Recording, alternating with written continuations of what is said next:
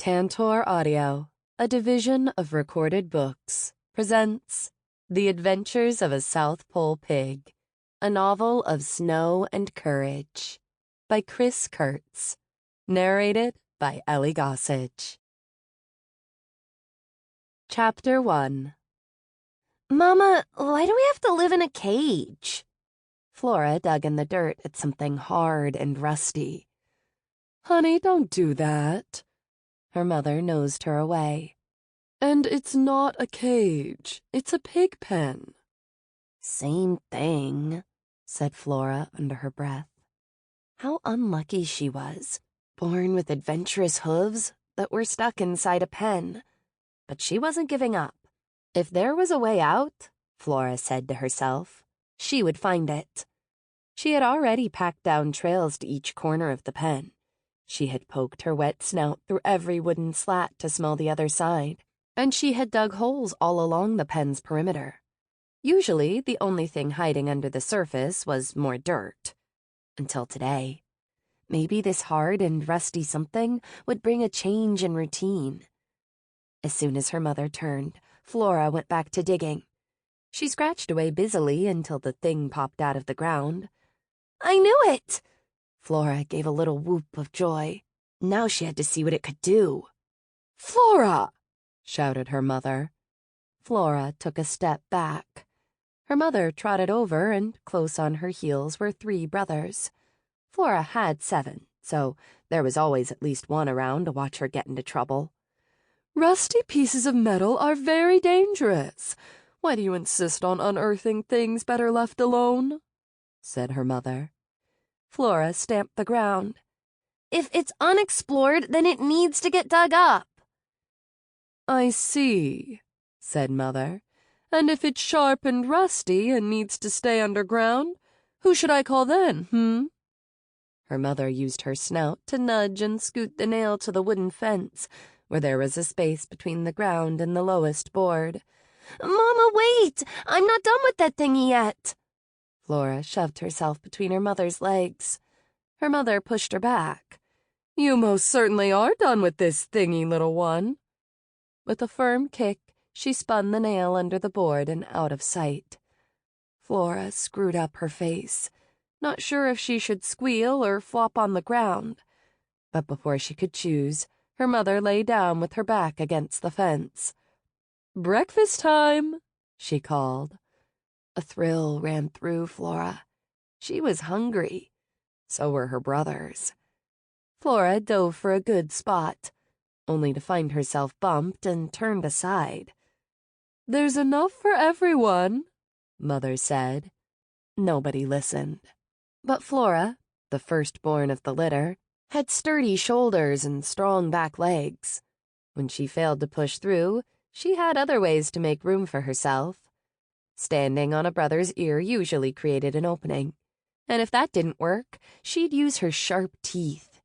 Flora found that if she chomped down on a brother's tail, she could count on a loud squeal and an open space. A girl had to fight for her food in this family, except against little Alfred, the runt. If he started sniffling, Flora made room for 2. After breakfast was nap time. Little pigs with their tummies round and full of milk flopped against one another on the ground. But Flora thought piglets spent too much of their lives sleeping. Today, she pawed her brother's knee. "Sam, wake up." Sam grunted. He didn't move. Flora went over to Tommy. His ear was flopped open. "Boo!" She puffed into the middle of it. Tommy's head snapped up. "Nap time's over," she said. "Go away." Tommy laid his head back down and folded his ear closed. Flora returned to Sam. She thought about standing on his tail. Just behind her, someone else grunted. When Flora turned, she saw Alfred smiling and twitching in his sleep. "Alfred!" She walked over to her littlest brother, who opened his eyes. "It's time to go exploring." "Flora, I have a full tummy, and that always makes me sleepy. Besides, we explored the whole pen yesterday, and there wasn't one new exciting thing. What about that nail I just dug up? Alfred closed his eyes. New, but not exciting. Fine. Flora turned her back. She had to admit he was right. But if anything exciting ever did pop up, she'd be the first to see it, if she kept exploring. She trotted over to the manure pile, Flora's favorite lookout. It was the highest point in the pig pen, and the only place Flora could hope to see anything interesting beyond her small world. She gazed past the shade of the pig pen roof to where the world was bright and sunny. Sunny grass, sunny cornfield, sunny gravel road. A familiar sound floated in. Flora cocked her head to one side to listen. Dogs. They were barking again. Now, seeing a dog would be exciting. What would it look like, she wondered? Woolly like a sheep? Horned like a bull? Single-hoofed like a horse? Or double-hoofed like a pig? One thing was sure. Dogs made more noise than all of the other animals put together. As the barking died down, Flora tilted her head up at the pig pen roof. Sunlight poured through little holes, showing bits of dust in the air. Flora moved so that one point of light landed on her front leg. This was as much direct sun as Flora ever got. She lay down carefully so that the spot of light stayed on her leg, and she watched it. It looked like a little star.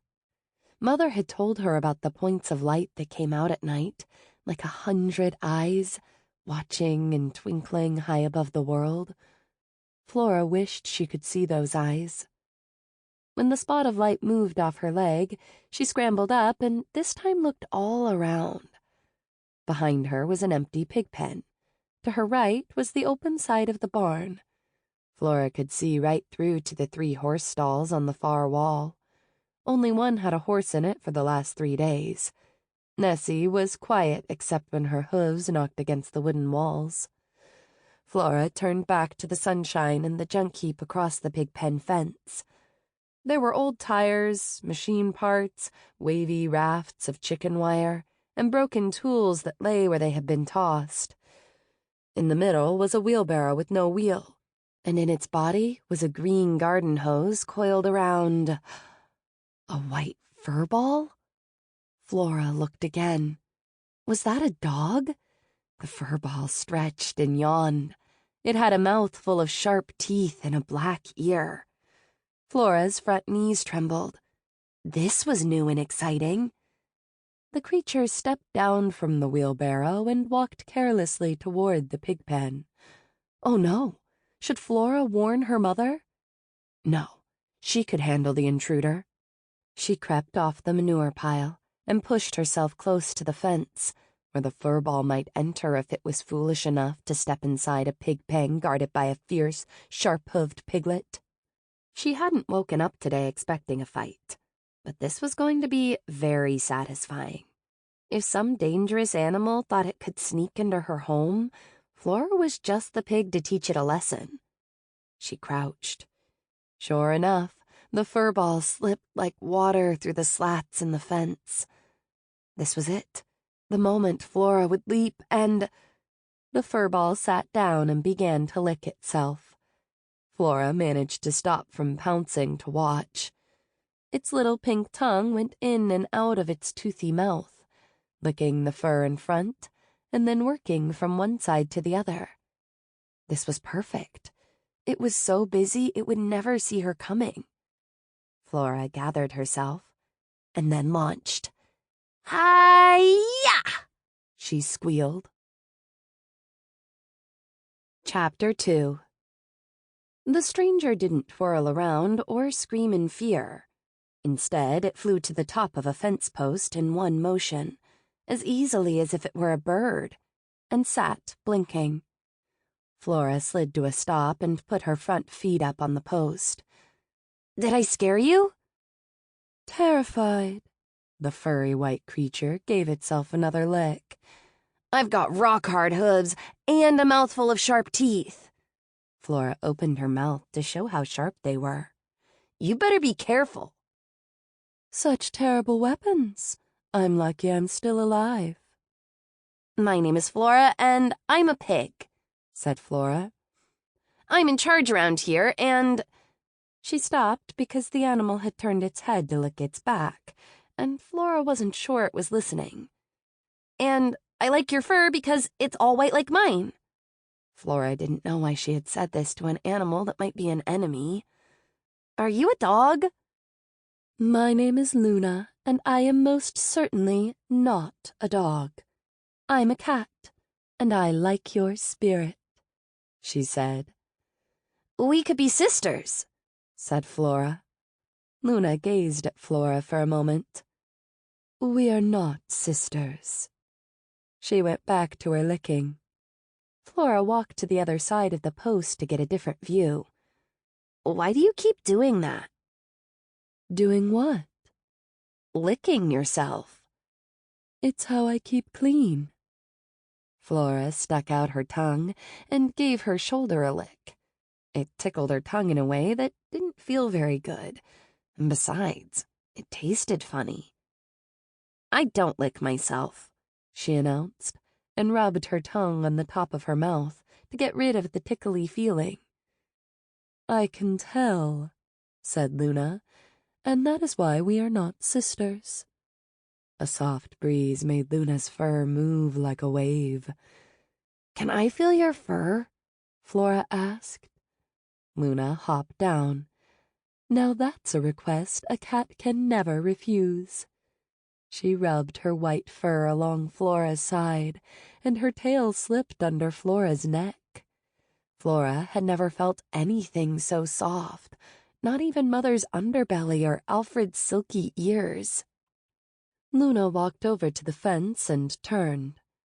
I hope you don't mind if I come back to visit someday, even if we're not sisters. I'll try to remember to stay away from those rock-hard hooves of yours. Flora's heart lurched. You're going already? Luna looked surprised. I'm a cat. I come and go as I please. She slid between the boards and disappeared. A squeal slipped out. Flora couldn't help it. She wasn't proud of such a piggy noise, but she wanted so much to be able to come and go as she pleased, and her best chance for adventure of the whole day, the whole week, and even the whole month was leaving. Hey, relax. One of Luna's eyes appeared in the crack. Flora made her voice behave. Take me with you. You're not a cat. You're a pig, remember? I wander around and see things. And you stay in this pig pen and do pig stuff.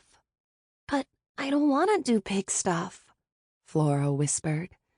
I want to wander around. Why? Luna poked her head back inside the pen. I'm curious, said Flora. Luna rubbed the side of her head against a board. Curious. That's a good quality. It shows you have spirit, though some think being curious means you're looking for trouble. I'll go do some wandering. Then I'll come back and tell you what I find. Stay out of trouble. She drew her head back through the crack. But I don't want to stay out of trouble, Flora called. I want something to happen around here. There was a silence, and then Luna's head poked through the fence once more. Oh, it will.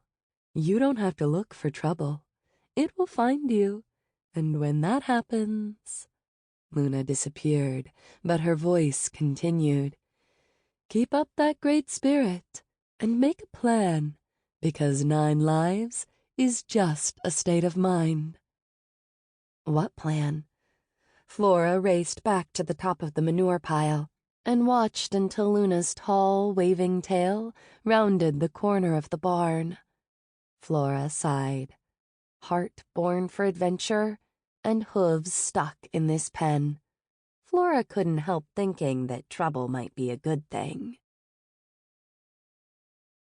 Chapter 3 After breakfast the next day, Flora sat on top of the manure pile while her lazy brothers snored away again. Too bad for them. They wouldn't be making any new friends or learning new things, or getting ready for trouble. She stood up on her hind legs and waved her front hooves in the air. Luna would probably think that looked pretty spirited, if only she were here to watch. Luna, Luna. Flora put all her thoughts into wishing the cat back, and then there she was, slipping through the junk heap, her beautiful white flag of a tail following behind. Flora bundled down the manure pile to meet her. Hi, Luna. Hi, Flora. Luna hopped on a fence post. Watch this. Flora spun around in a dizzying circle. She dashed to the top of the manure pile, did a two-legged walk, then raced back down, barely managing to stop herself before banging her snout into the fence. Wow, said Luna. How's that for spirit? Flora was breathing hard. I never knew pigs could have so much. Luna sounded as if she meant it. You almost looked like a horse galloping up that manure pile. Like Nessie? Flora put her feet up on the post and looked over at the large hooves peeking underneath the horse stall door. Nessie used to be the fastest thing on the farm, but she's older now, and her front leg bothers her. But don't get on her bad side because she can still kick when she gets grouchy. She hates being cooped up for too long. That was exactly how Flora felt. She wanted to hear more about grouchy Nessie, but Luna lifted her left hind foot and began licking between her claws. I've been getting ready for trouble, said Flora. Luna stopped licking but didn't put her foot back where it was supposed to go. She looked at Flora as if she didn't understand. Flora tried again. You know, like you said, it always finds you. Oh, yeah. Luna sat up straight. The trouble with trouble is it's a hard thing to prepare for. Speaking of trouble, this farm would be a great place to wander around if it weren't crawling with dogs. Maybe you've heard them. Flora nodded enthusiastically. What do you know about dogs? I know they howl just to hear themselves howl. I know if they get off their leash, and they always do, then look out, because no one's safe.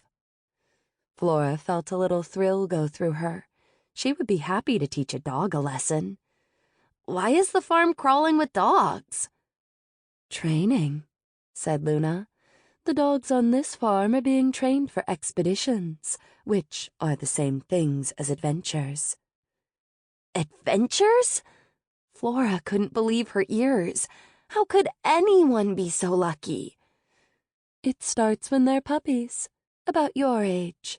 First, they get used to the lines and ropes and harnesses. Then comes the real work. Trained for adventure. Flora couldn't get over it. They pull loads that get heavier and heavier, Luna said. Dogs might be annoying, but on this farm, they are the hardest working animals of all. Why do they have to pull so? Flora stopped. Luna had slipped down to the ground, almost without moving a muscle. Now she was staring at the top of Flora's head in the strangest way.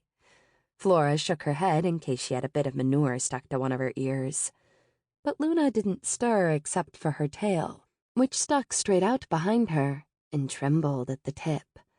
Then she lowered herself into a crouch, and her eyes got very wide. Flora realized they weren't fixed on her at all, but on something behind her.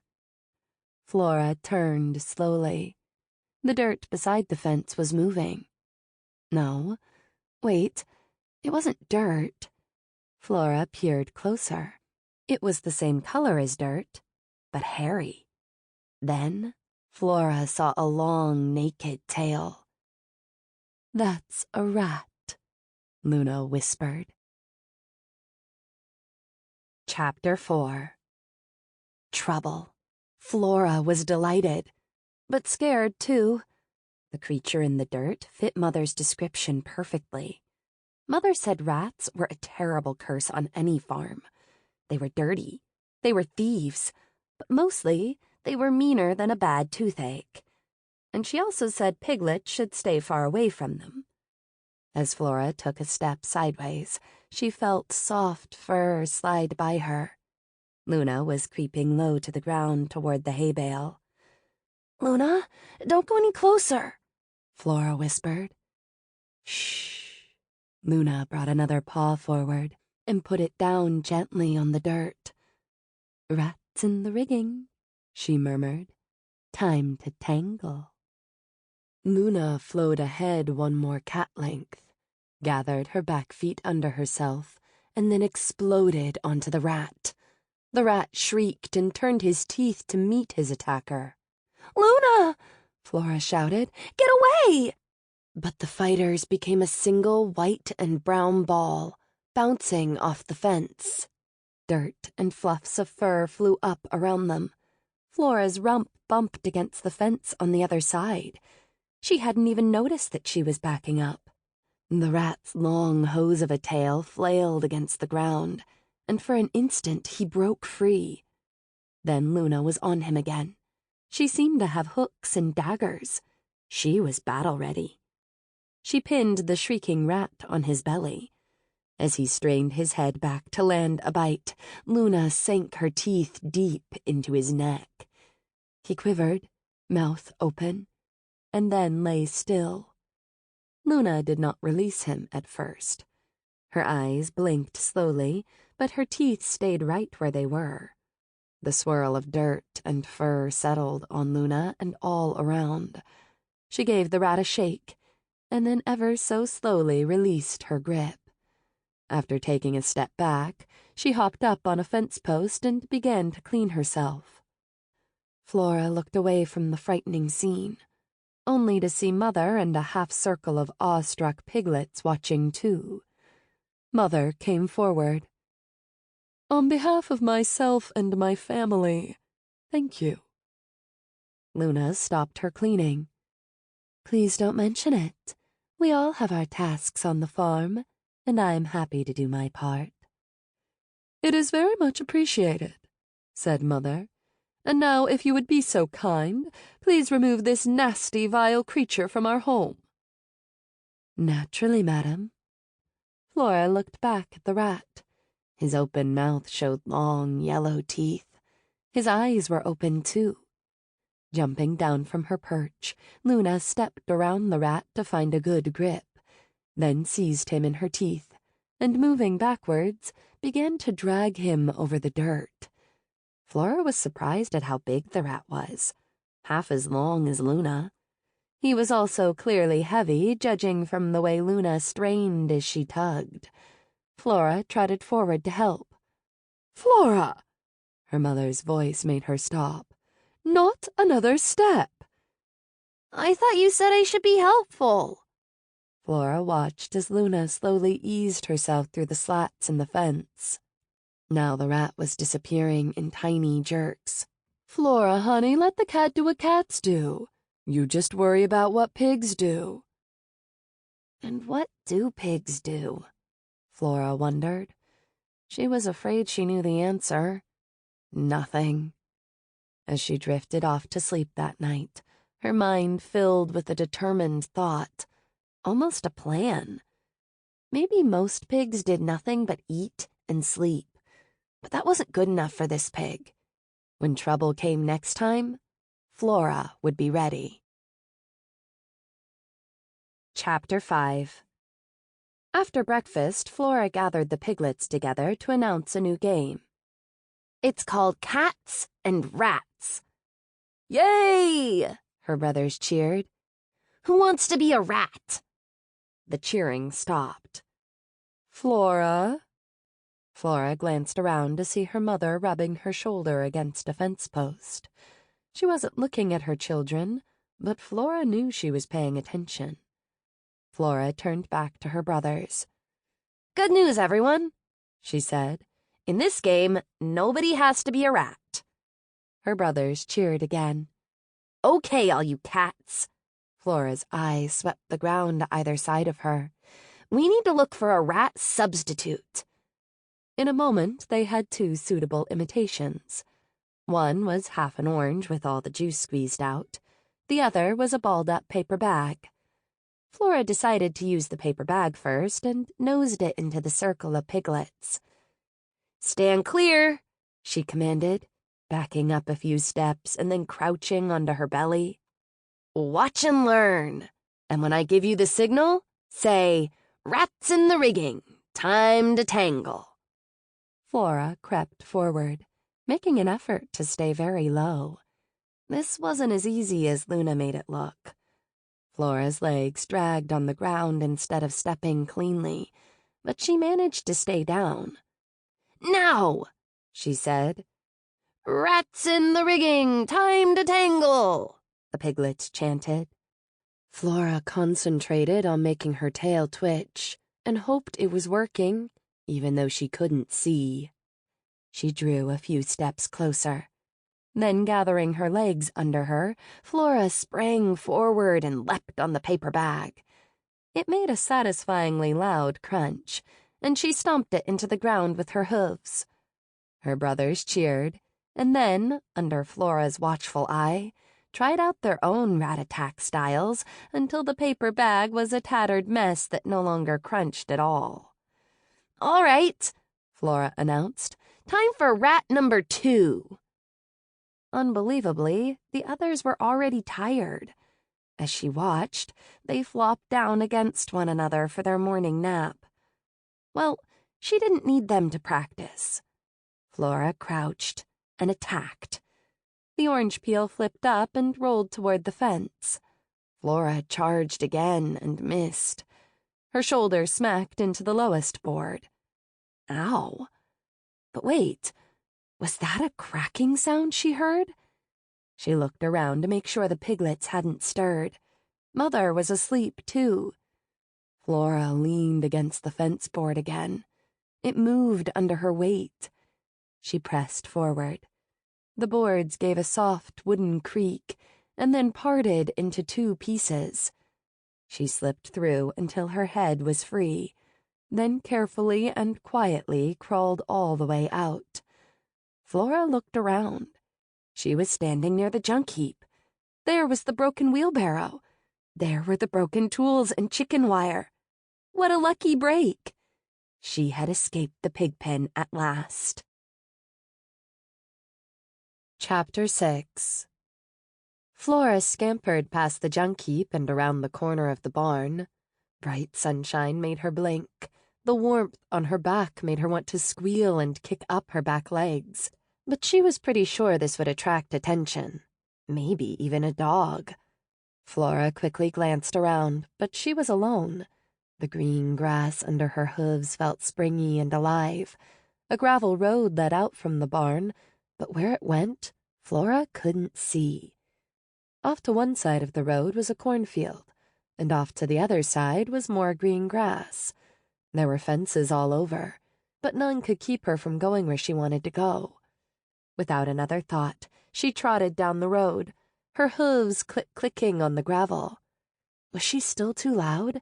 What happened to piglets that escaped their pens and got caught? She didn't like thinking about that. Flora wiggled under a fence into the cornfield and dashed off between 2 rows of corn. It was cool and quiet under the leaves. Only green light made it through to this secret place, and it filled her with energy. Flora turned sharply and zigzagged between the stalks. Whee! The tall plants shivered as she bumped them. With green flying by on either side, she zigzagged back the other way. The world of a cornfield seemed large and small at the same time. Flora could hardly see 3 feet in front of her, yet she knew that the field went on and on.